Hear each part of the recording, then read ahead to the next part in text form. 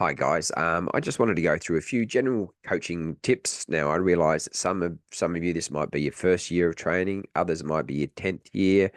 You mightn't have played football before, you might have played your whole life. So these are just a few general ones, and they may or may not be useful for you. But yeah, so for a grassroots soccer coach, and when you're taking your training session, rule number one is plan your training session. I know life gets in the way and you might be working all day, or you might have had the kids, or whatever the case is. But if you can plan your session, even if it's just sitting down for 10 minutes with a pad and paper the night before or in your lunch break during that day, in a perfect world, we've planned out the whole month's training session or that whole 8-week block, whatever the case is. But if you can't do that, if that's not your thing, plan out your session before you arrive at training. It'll make your life a lot more less stressful. Players will enjoy the training session a lot more. Okay, so even if it's just 5 or 10 minutes, I've given you a training session layout. I'm giving you the drills in this video so you can just jump right in. You've got the ebook as well, so you can put that on your phone and just use that as a training session for the night.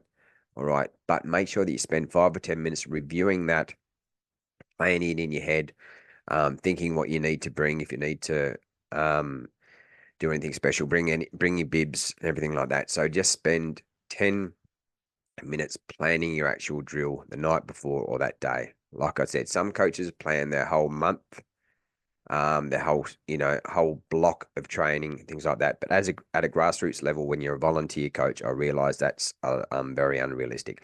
Okay, the other thing is, if you can get there early so that you can, one, set up your drills. Now, once again, I realize that there might be other teams that are already out on the field there and you can't set up your drills yet, but at least you know that you're ready to go. And as soon as they're finished, you can set up the drill. And I did mention this in another video, but if you can set up a couple of drills at once, so rondos are small, so set that up, and then you may be able to set up all your discs for the next drill in a larger area around that rondo. So once the players have finished the rondo, all you have to do is pick up the drills from the rondo, and you've already got the other drill set up ready to go. So it's like magic. So players aren't getting distracted, losing interest, and you can get straight into the next drill after a quick water break or whatever you need to do. Excuse me. So that's one trick that I like to do. Set up the smaller drills inside the larger drills, and then all you have to do is pick up the cones and the other ones are already set up.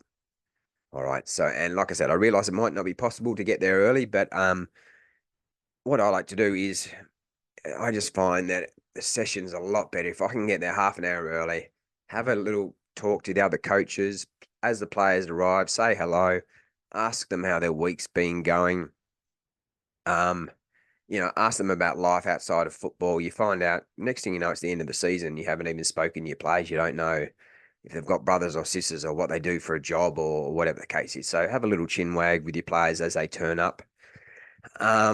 Creates a bond between you and the players, and you can have a laugh, and at the end of the day you can't win the championship every year, so you want to build relationships that last outside of football as well.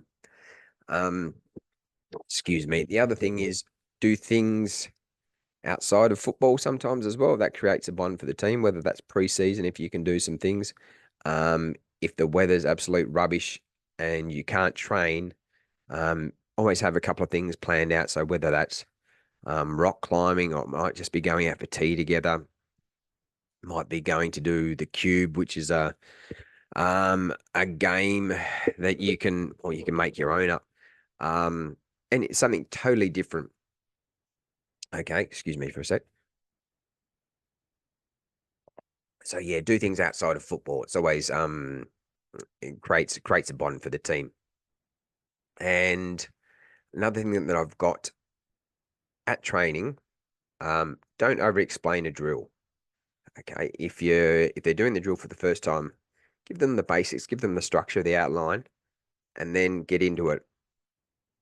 And then after a couple of minutes, you can stop the drill and you can adjust it. Players only take on a bit of information anyway, so they're not going to listen to everything that you say at the start. If you, excuse me, if you talk for 5 minutes, they're only going to take in a bit anyway. So Give them the basics, the main gist of the drill. And then if you need to bring in different regulations or explain more so that it clarifies it, just stop it after a minute or two. All right. And yeah, you'll find that the players get a lot more out of it and then they understand it a lot better. So yeah, that's one thing. Don't over explain a drill.